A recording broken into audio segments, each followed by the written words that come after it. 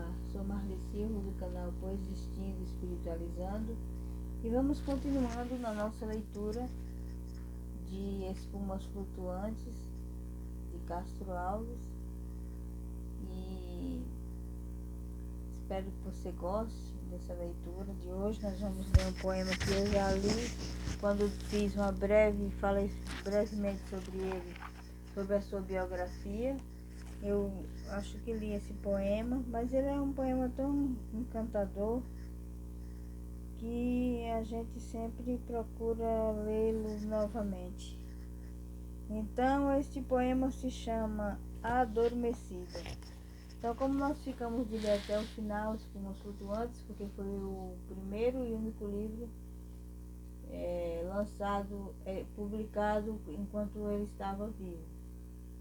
Então, assim, para um escritor, para um poeta, deve ser algo muito expressivo e sentimental, ter uma afetividade muito grande, uma memória afetiva muito grande. Ele deve ter tido desses momentos de ter sua obra publicada finalmente.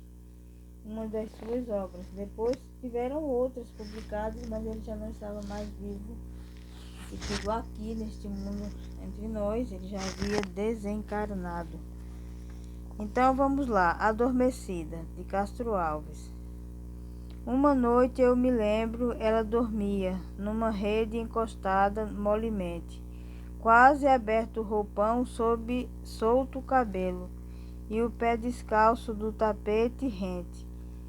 Estava aberta a janela, um cheiro agreste exalava as silvas da campina, e ao longo, num pedaço de horizonte, via-se noite pálida e divina. De uns jasmineiros galhos encurvados, indiscretos, entravam pela sala, e de leve oscilando ao som das auras, iam na face trêmula beijá-la. Era um quadro celeste. A cada afago, mesmo em sonhos, a moça estremecia. Quando ela serenava, a flor beijava. Quando ela ia beijar-lhe, a flor fugia. Disse-ia que naquele doce instante brincavam duas cândidas crianças. A brisa que agitava as folhas verdes fazia-lhes ondear as negras tranças. E o ramo ora chegava, ora afastava-se. Mas quando a via despeitada a meio, para não zangá-la, sacudia alegre uma chuva de pétalas no seio. Eu, fitando esta cena, repetia naquela noite lânguida e sentida: ó flor, tu és a virgem das campinas, virgem, tu és a flor da minha vida. São Paulo, novembro de 1868. Então, Castro Alves observava muitas coisas ao seu redor. E geralmente ele gostava muito de observar o comportamento das mulheres. Não digo o comportamento de maneira machista, digo assim, a maneira como uma mulher se arrumava, como uma mulher andava, como ela respirava, o que estava em torno dela, a sua graciosidade. Ele era um homem que valorizou muito isso nas mulheres. E nesse poema Adormecida, não sei se ele teve algum relacionamento com essa jovem, ou se apenas a viu, a admirou e escreveu esse poema. De alguma forma, é um poema belo. A maneira com que ele descreveu aquela cena de uma jovem adormecida ali, talvez ela nem tivesse a noção de que um poeta estava a observando e que ela seria uma fonte de inspiração para um dos seus poemas mais conhecidos.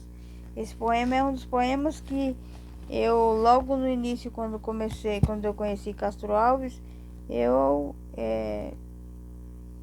fiquei assim, abismada, né? Como ele descrevia tudo que estava ao redor dela, o jasmineiro, a maneira que ela estava deitada, como era bela, ele conseguiu notar toda a beleza dessa pessoa, inclusive até a beleza interior, porque ele fala como se ela fosse algo, como ele diz que ela é, como é que tem aqui na última frase, deixa eu ver, virgem, tu és a flor da minha vida, né? Ele fala que a moça era a flor da vida dele. Então, o encantamento que ele teve naquele momento, ele fez questão de externar tudo isso em poesias. Então, Castro Alves era essa pessoa sensível, era não, essa pessoa sensível, e faz muita falta, como eu sempre tenho dito nos outros vídeos, ele faz muita falta no mundo de hoje, no Brasil de hoje. Eu tenho certeza que ele estaria dando o seu grito para libertar o país dessa situação, e também daria o seu grito através da sua poesia, enaltecendo e valorizando cada vez mais nós mulheres.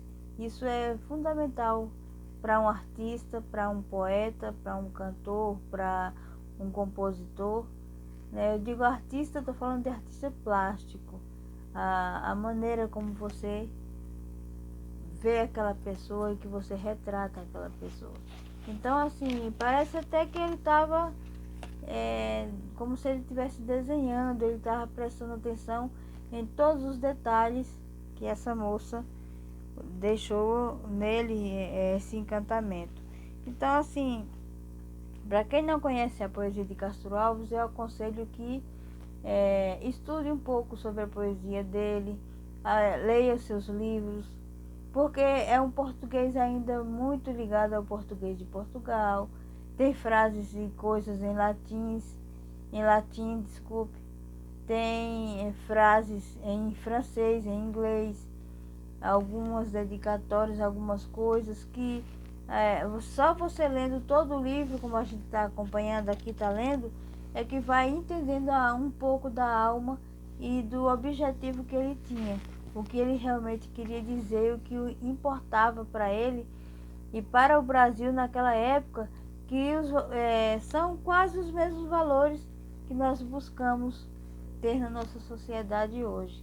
Mais justiça social, mais oportunidade, menos ou nenhum preconceito. Por que preconceito? Aceitemos as pessoas como elas são e como elas estão. Se nós pudermos fazer alguma coisa para ajudá-las a melhorar a sua condição de vida, façamos. Então era isso que Castro Alves tentou dizer todo o tempo, e ele fez isso belamente, nobremente, através da sua poesia.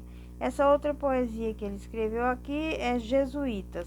Eu não sei se ele conheceu alguém que era jesuíta, eu não sei se ele teve alguma experiência nesse campo, mas ele escreveu, talvez conheceu alguém que fosse e quis homenagear. Então vamos a ela. Jesuítas. Quando o vento da fé soprava Europa, como tufão que impele ao ar a tropa das águias que pousava no alcantil do zimbório de Roma, a ventania, o bando dos apóstolos sacudia aos acerros do Brasil. Tempos idos, extintos luzimentos. O pó da catequese aos quatro ventos revoava nos céus. Floria após na Índia ou na Tartária, no Mississippi, no Peru, na Arábia. Uma palmeira, Deus, o navio maltês do Lácio, a vela, a luz anal, as quintas de Castela, do holandês a galé, levava sem saber ao mundo inteiro os vândalos sublimes do Cordeiro, os átilas da fé. Onde ia aquela nau? Ao Oriente a outra, ao Polo a outra, ao ocidente, outra ao norte, outra ao sul, e o que buscava?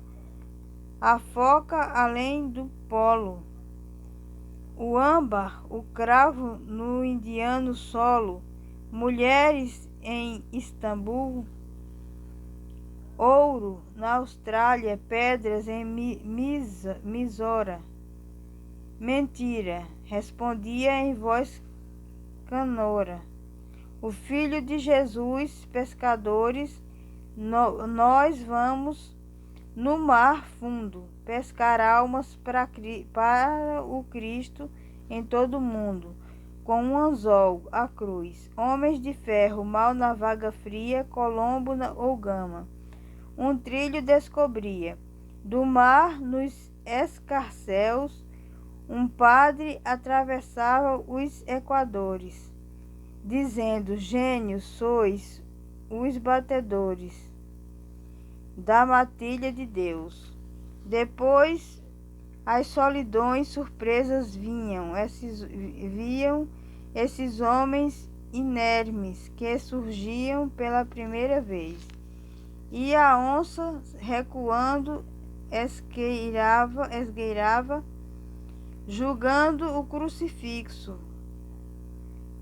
Alguma clava invencível, talvez. O martírio, o deserto, o cardo, o espinho, a pedra, a serpe do sertão maninho. A fome, o frio, a dor.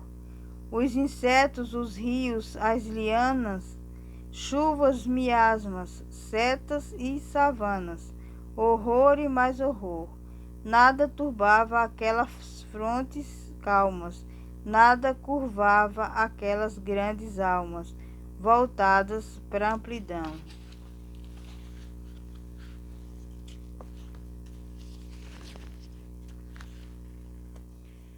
No entanto, ele só tinha na jornada por couraça a sotaina esfarrapada e uma cruz por bordão. Um dia a taba do tupi selvagem tocava alarma embaixo da folhagem, rangera estranho pé. O caboclo da rede ao chão saltava, a seta ervada, o arco recurvava, erguia o boré. E o tacape, brandindo a tribo fera de um tigre ou de um jaguar, ficava à espera, com gesto ameaçador. Surgia então no meio do terreiro o padre calmo, santo, sobranceiro, o piaga do amor.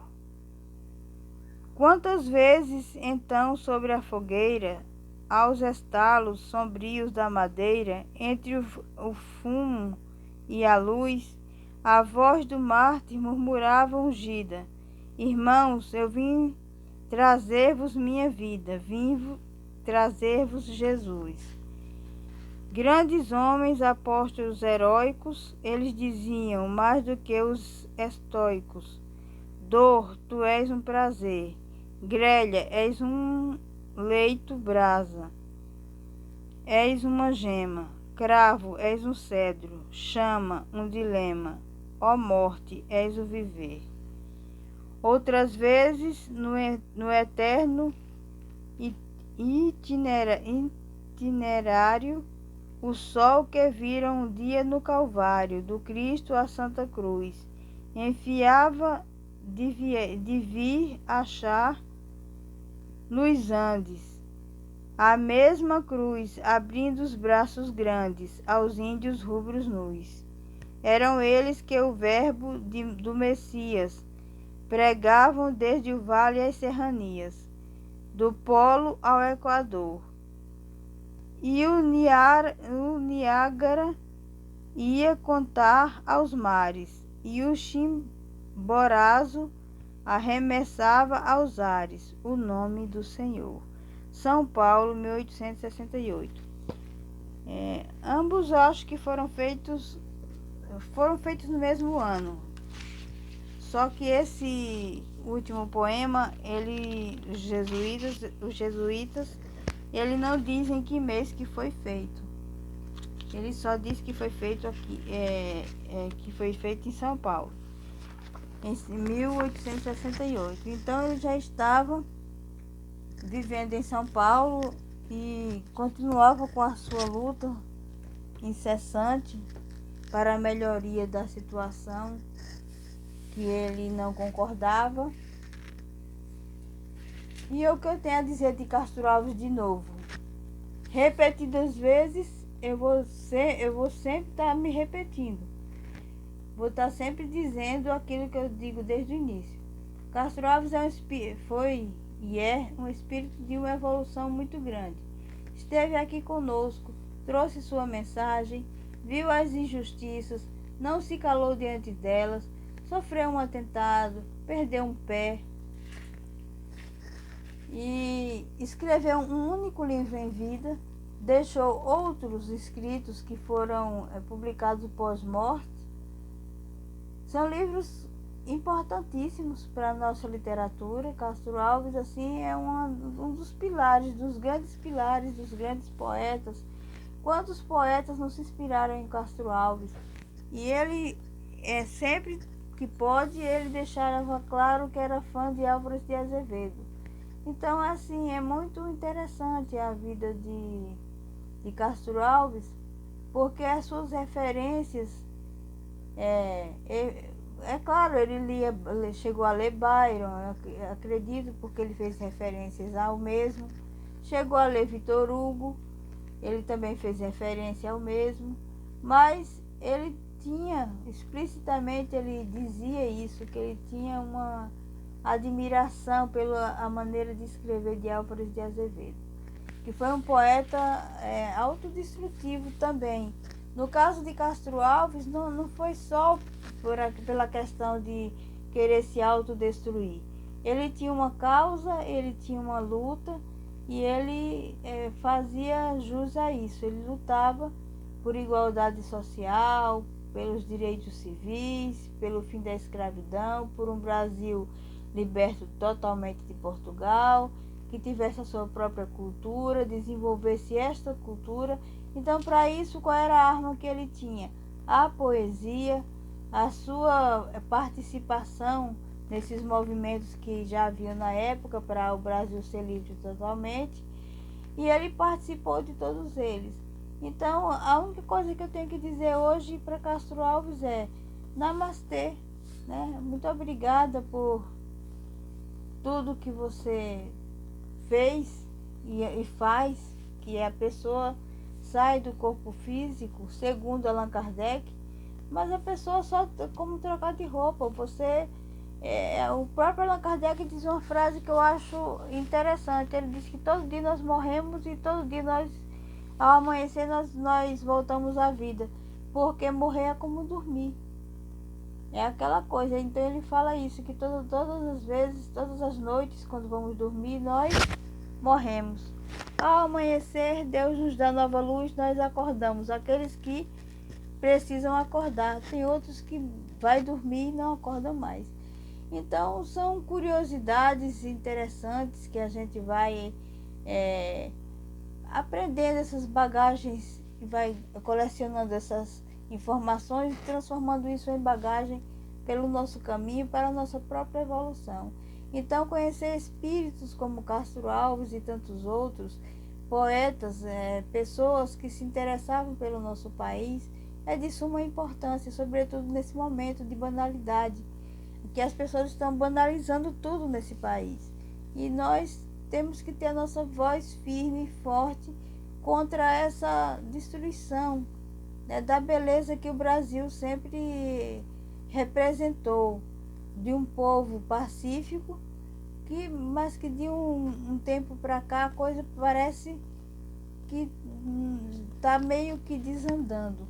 Então, assim, precisamos muito de Castro Alves, precisamos de outros poetas. Oxalá que venham muitos Castro Alves, que ele inspire outras consciências, que ele capture essas consciências para o bem através dos seus poemas, e que nós possamos nos libertar de todas essas amarras e que tenhamos realmente um país justo, alegre para todos. Então, isso era o que eu tinha para o vídeo de hoje. Agradeço a todos vocês que estão se inscrevendo nesse canal e peço que deixe o seu like e que se inscreva, toca lá no sininho para receber novos vídeos quando eu for gravando, porque a gente vai continuando até chegar à última página desse livro, que é um livro muito importante, talvez o mais importante da vida de Castro Alves, porque foi publicado enquanto ele estava presente aqui entre nós. Não entre nós agora, eu digo no passado. Entre aquelas pessoas do passado, ele estava presente. E esse livro tem essa importância por causa disso. Ele pôde escolher algumas coisas, ele pôde organizar essas coisas. Ele com certeza deve ter, como era uma pessoa exigente, uma pessoa perfeccionista também, ele deve ter escolhido a dedo cada poema, cada página desse livro, porque ele tinha um apreço muito grande em publicá-lo. Então era isso que eu tinha para hoje. Valeu e até a próxima.